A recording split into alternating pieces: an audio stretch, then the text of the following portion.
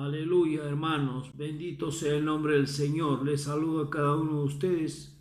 Nuevamente volviéndonos a encontrarnos por este medio para poder compartirles la palabra de nuestro Dios. Seguimos con el tema el carácter de los hombres en los tiempos finales. Vamos a leer 2 Timoteo capítulo 3 del 1 al 5. Dice así: también debes saber esto, que en los postreros días vendrán tiempos peligrosos, porque habrá hombres amadores de sí mismos, ávaros, vanagloriosos, soberbios, blasfemos, desobedientes a los padres, ingratos, impíos, sin afecto natural, implacables, calumniadores, intemperantes, crueles, aborrecedores de lo bueno, traidores, impetuosos, infatuados, amadores de los deleites más que de Dios. Mas tendrán apariencia de piedad, pero negarán la eficacia de ella. A estos evita. Aleluya, gloria al Señor. Nuevamente, para compartirles esta parte que habíamos tocado en el verso 2, habíamos visto, porque habrá hombres amadores de sí mismos, ya habíamos tocado ese tema. Y luego después de ahí continúa ávaros. También habíamos tocado ese tema. Y luego después dice vanagloriosos. Queremos tocar en esta oportunidad que habrá hombres vanagloriosos en los postreros tiempos, en los tiempos finales. Y vendrán días peligrosos. Y eso es lo que estamos viviendo en medio de nuestra nación.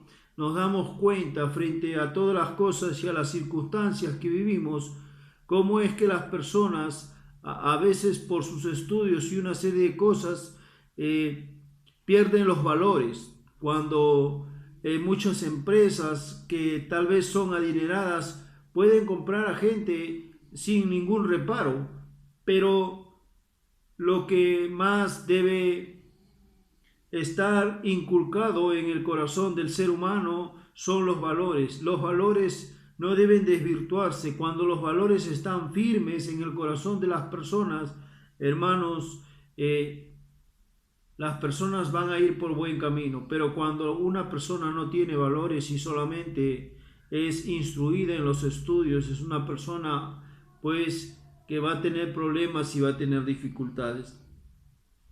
El carácter de los hombres en los tiempos finales que vemos aquí son hombres que han perdido los valores, son hombres que se han corrompido frente a la sociedad, y es por eso que tienen esa desventaja frente a una persona que ha sido formada en valores.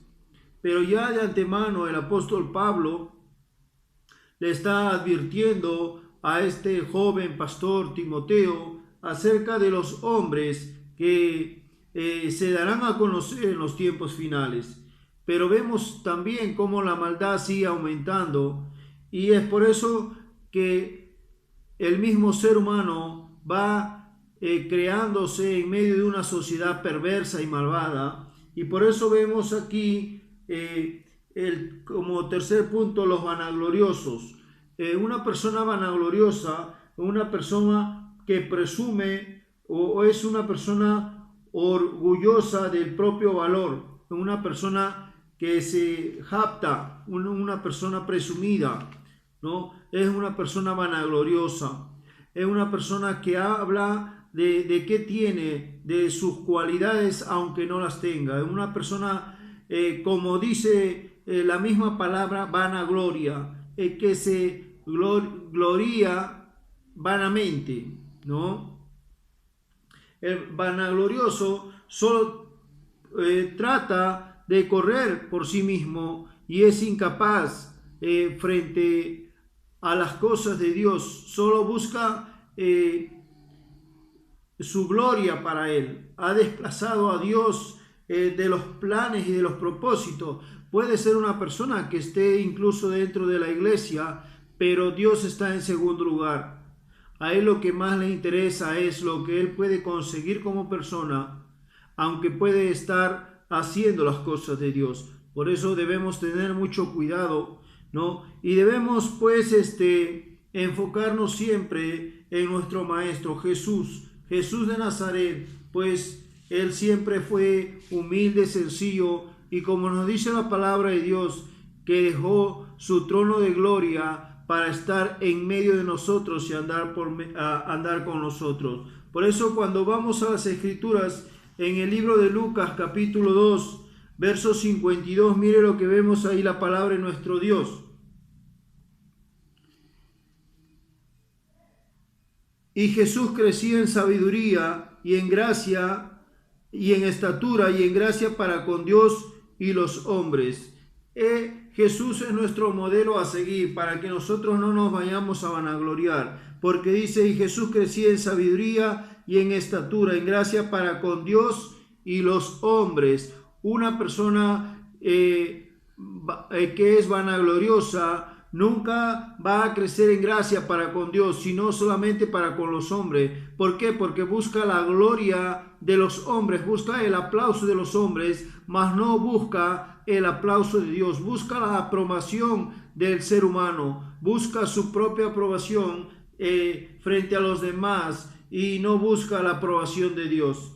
Vemos aquí pues cuando las Escrituras también nos habla acerca de Satanás, cómo Satanás se vanaglorió, siendo uno de los principales, estando en los cielos, él se jactó de sí mismo y pudo convencer a la tercera parte de los ángeles para rebelarse contra Dios. Él presumía de lo que tenía, él se vanagloriaba de las cosas que había alcanzado, de lo que había hecho, y por medio de eso llegó a convencer a la gente, ¿no? Entonces tenemos que tener muy en cuenta que la vanagloria es algo que me lleva a mí a jactarme y a buscar mi reconocimiento, pero no el de Dios. Las Escrituras aquí, Pablo le está diciendo a Timoteo que tenga mucho cuidado con vanagloriarse en esta parte, ¿no? Vamos a ver otro punto. El cuarto punto, la soberbia. La soberbia. En el caso de Satanás también, como vimos que convenció la tercera parte de la creación de los ángeles, vemos también que él fue soberbio, ¿no? Entonces por eso que llega a convencer, él se ensoberbece frente a la situación y se cree superior. Soberbia quiere decir que se cree superior a los que le rodean por su posición social o económica. Eso es lo que es una persona soberbia, que se cree superior. Y eso es lo que lo llevó a Satanás, pues, a rebelarse contra Dios, porque como él era el ministro de alabanza y él organizaba muchas cosas en el cielo, Dios le había dado esa autoridad. Él no era el creador de todas las cosas, Dios le había dado autoridad, Dios lo había creado, pero él se ensoberbeció.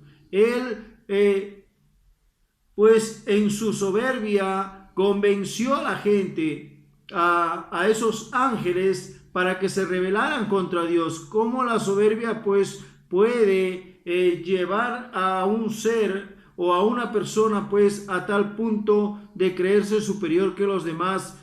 Y eso es lo que sucede en estos tiempos, ¿no? Aparecerán hombres de este tipo de personalidad, soberbios, que se creen superiores a los demás, personas que no hacen diferencia entre uno y otro, no, sino que al contrario, ellos son superiores por su grado de estudio, por su grado de conocimiento y una serie de cosas. Se ensoberbecen frente a la sociedad, ¿no? Entonces es una persona también orgullosa, arrogante, un soberbio. Por lo que tiene no comparte, ¿no? Por ejemplo, hay un dicho que dice, a mí me ha costado y a él también tiene que costar. Una persona soberbia está enfrascado en este pensamiento. A mí me ha costado y también al resto le tiene que costar. Una persona soberbia, pues, es una persona que se cree superior, que ha logrado, no importa a dónde ha llegado, pero pues discrimina a los demás, ¿no? A mayor grado de conocimiento me tienen que elevar mi sueldo, es otro de los dichos o pensamientos que tiene un soberbio, ¿no? Yo tengo grados de estudio, yo tengo esto, yo tengo lo otro, he alcanzado esto, así que me tienen que pagar un buen sueldo, si no, pues no hago nada, ¿no? Entonces imaginémonos, ¿no? Que una iglesia en un cerrito le invita a esta persona, pues de repente para dar un mensaje, una conferencia, y esta persona soberbia no lo va a hacer. Por lo mismo de que es soberbio, para él pues el ir a una iglesia del cerrito pues es una humillación. Por eso es que vemos muchos predicadores apóstatas, predicadores pues que solamente viven enfrascados en el dinero, ¿no? Y a veces le invitan de una iglesia, de un cerrito, y lo primero que está viendo es si de repente esa iglesia tiene bastante miembros o no tiene miembros, y entonces pues una persona soberbia es una persona que discrimina totalmente, es una persona pues que solamente busca los mejores lugares. ¿Por qué? Porque los lugares pequeños, los lugares que no tienen mucha connotación, no le va a agradar a él, por lo mismo de que es soberbio. Hace poco escuchamos la palabra de uno de los predicadores muy cuestionados, apóstatas, Guillermo Maldonado. Y en una de sus declaraciones que dijo, el que está bajo mi cobertura o bajo mi apostolado no se contagiará del coronavirus. Una persona soberbia que piensa de esa manera, pero que la gente que le escucha no discierne, no entiende lo que él dice, ¿no? El que está bajo mi cobertura, bajo mi apostolado, no se contagiará del coronavirus. Sí, pero se pueden contagiar de otra cosa. Sí, pero pueden caer en adulterio, pueden caer en fornicación, pueden caer en robo. Entonces tenemos que darnos cuenta, pues, de la palabra también que las personas o este tipo de mentirosos dicen, ¿no? Entonces vemos aquí, pues, que él está hablando en su soberbia. El que está bajo mi apostolado, bajo mi cobertura, no se contagiará del coronavirus. Una persona soberbia, una persona pues que se cree mayor que los demás por las cosas que ha alcanzado, por las cosas que tiene, ¿no? Entonces una persona soberbia nunca se va a juntar con los de clase baja, con los sencillos, por lo mismo de que ya tiene un estatus, una persona soberbia, ¿no? Entonces vamos a ver otro punto, el número 5. También nos habla de blasfemos, ¿no? El carácter de los postreros tiempos de este tipo de personas, los blasfemos. Y la palabra blasfemar quiere decir maldecir de alguna cosa o renegar de ella. Es una persona blasfema que maldice de alguna cosa o reniega de ella, o también tiene expresiones injuriosas. Una persona que constantemente está blasfemando. Ofender a alguien con hechos o insultos, ¿no? Entonces, una persona que blasfema. ¿Cuántas cosas vemos en nuestro diario vivir? Personas que a veces dicen, te juro por Dios. Una persona que está cayendo en blasfemia es una persona que está poniendo a Dios como motivo, ¿no? ¿O cuántos de nosotros hemos escuchado desde muy pequeños y lo hemos usado muchos de nosotros, esa palabra, te juro por Dios, ¿no? Tal vez hemos vivido enfrascados en medio de esa cultura, de esta cultura pues que nos hace blasfemar contra Dios. Nosotros no sabemos lo que hacemos, porque si vamos a las escrituras recién nos vamos a dar cuenta que es blasfemia. Por eso es que por este medio yo quiero que tú sepas que cuando tú escuchas a tus pequeños de repente conversar ahí con sus amigos y dicen, te juro por Dios. Entonces, ese niño ya está blasfemando desde pequeño. Y sería bueno que tú pues intervinieras ahí y que le explicaras y que le dijeras que no debe hacer eso, porque si no está blasfemando contra Dios. Como nosotros nos hemos criado así, nos hemos criado pues blasfemando contra Dios, hablando mal contra Dios, dejándolo en ridículo a Dios, insultándolo a Dios, porque al empeñar nuestra palabra, y lo juro por Dios, y si es una mentira, entonces le estamos dejando mal a Dios. Pero no lo hemos visto de ese sentido, simplemente pues lo hemos dicho pues porque era parte de nuestra cultura, y por eso debemos aprender estas cosas, ¿no? Que la Biblia nos habla de que en los postreros tiempos vendrán tiempos difíciles y que habrán hombres blasfemos, ¿no? Y por eso que vemos que desde nuestra niñez ya empezamos a hablar estas palabras que causan daño a Dios, que lastiman a Dios. También vemos dentro de muchas iglesias algunas manifestaciones de algunos profetas, apóstoles que dicen ser o que se llaman, ¿no? Diciendo que Dios lo hizo. Y en sí no es porque Dios lo ha hecho, sino es una blasfemia. Pero ya la Biblia nos está anticipando que habrán hombres blasfemos.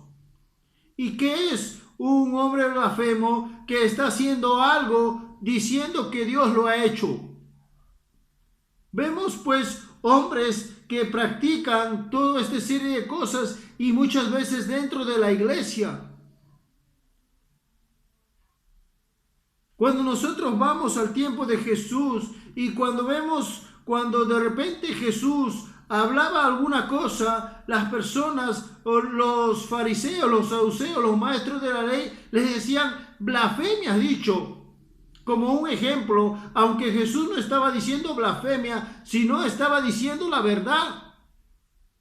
Para ellos, ¿qué representaba una blasfemia? Para ellos la blasfemia representaba mentir contra Dios, apropiarse del nombre de Dios para hacer algo. Pero muchas veces la gente ha caído en estas cosas.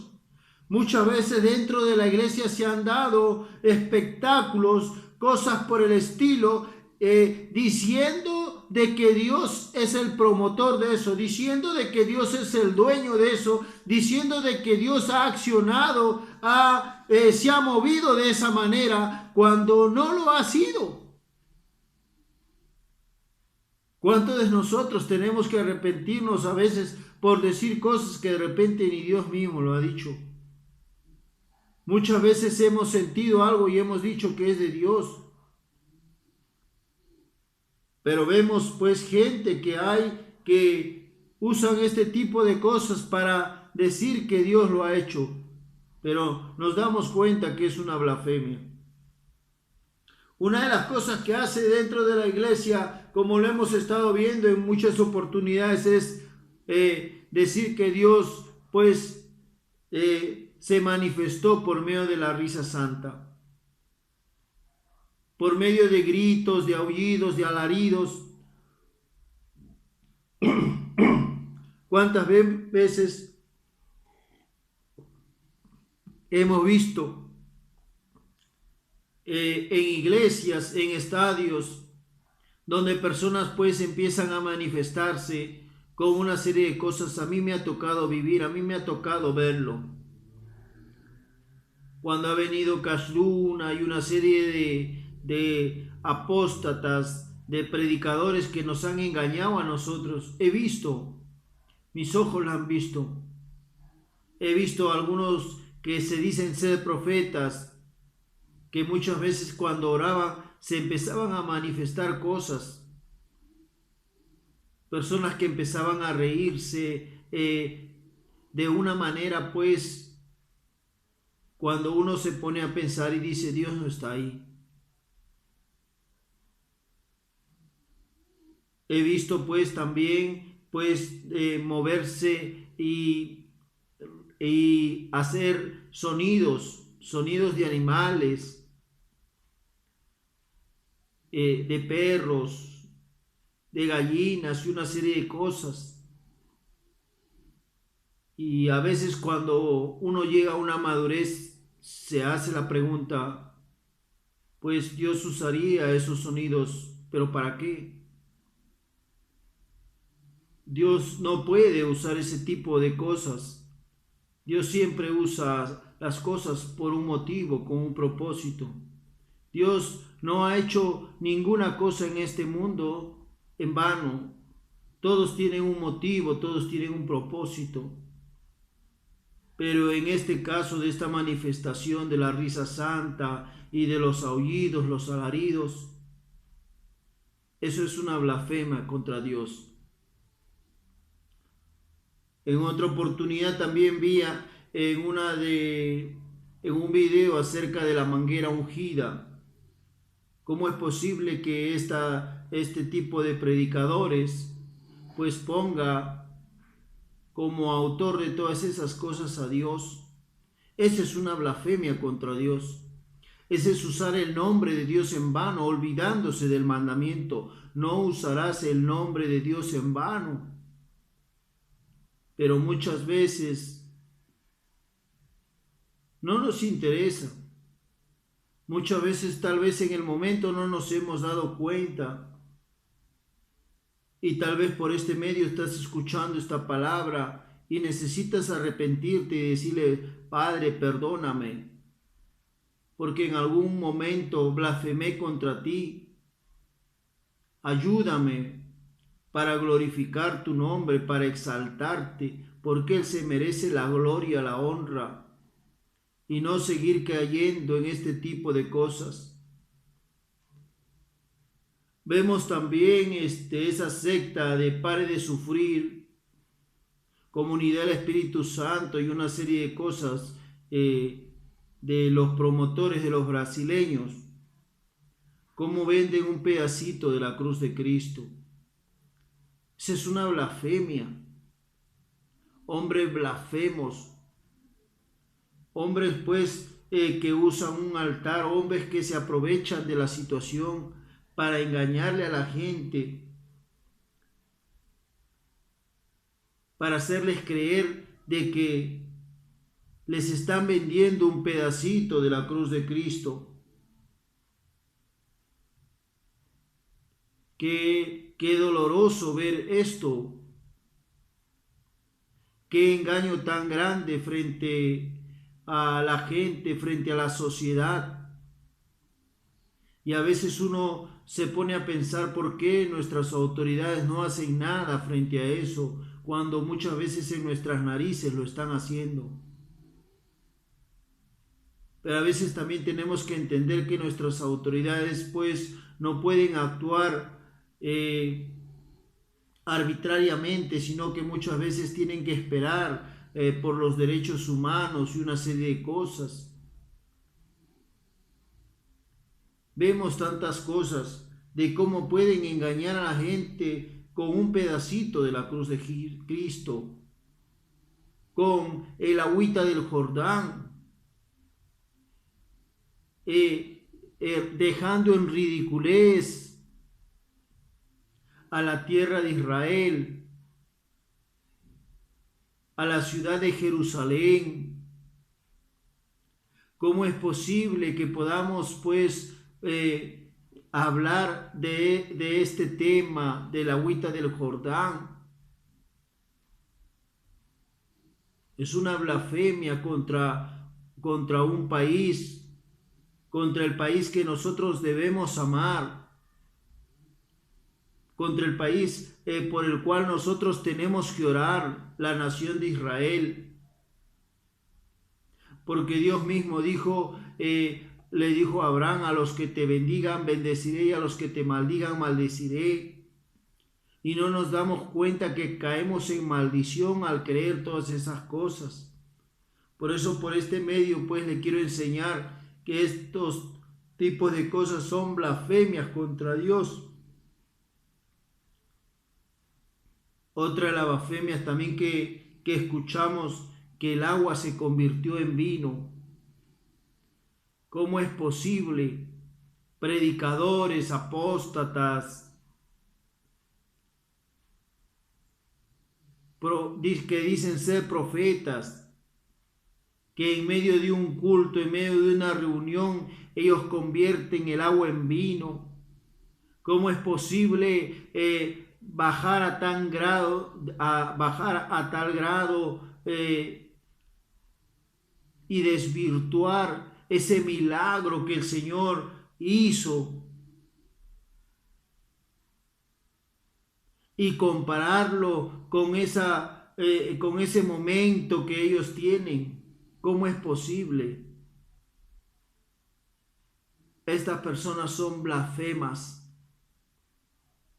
Por eso el apóstol Pablo le dijo al joven Timoteo que tuviera cuidado de este tipo de personas, de los vanagloriosos, de las personas soberbias, de las personas blasfemas. Le dijo que tuviera cuidado. Imagínese cuando a veces este tipo de personas entra dentro de las iglesias.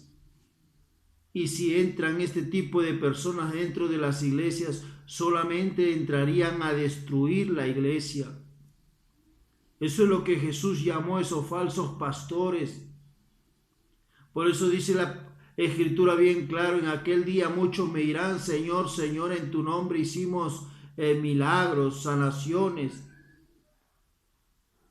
Pero dice el Señor que les dirá: apartaos de mí, hacedores de maldad. Aleluya, gloria a Dios.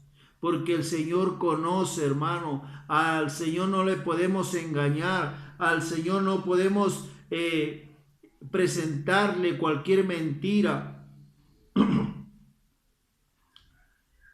Y otro de los puntos muy importantes también, lo que la Iglesia Católica le ha hecho creer a mucha gente. Uno cuando predica, cuando denuncia a los líderes, porque son los líderes los que han engañado a las pobres ovejitas, al pobre redil, a las personas. Uno denuncia a los líderes, no va contra las personas que han sido engañadas, va contra los líderes, porque los líderes son los que conocen. Por eso es que denuncio todo este tipo de cosas. Otra de las cosas que dentro de la Iglesia Católica se da bastante, el agua bendita. Esa es una blasfemia contra Dios.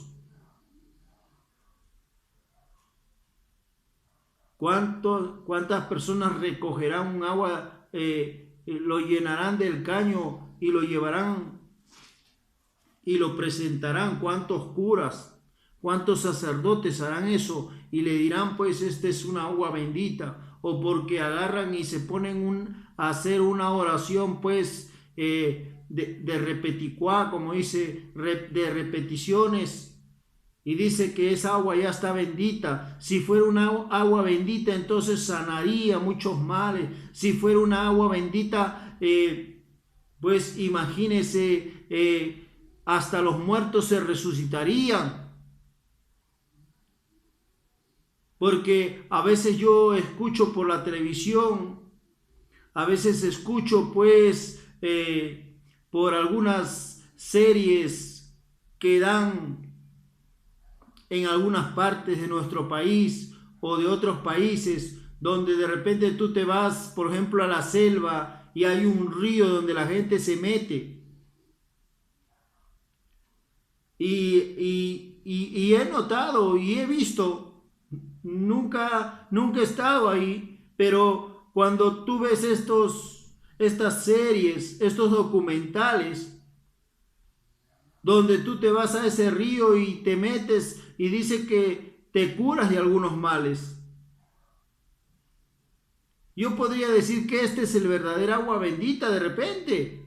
No estoy afirmando, porque siquiera te cura, pero el agua bendita que te expenden, pues, o que te dan en la Iglesia Católica, ese no te cura de nada.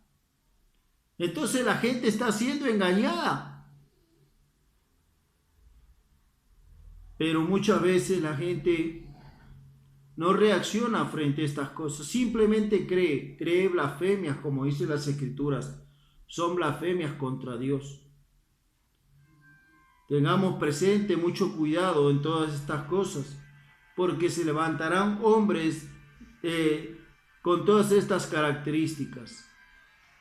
Hemos llegado a la segunda parte de este mensaje, donde que estamos hablando del carácter de los hombres en los tiempos finales.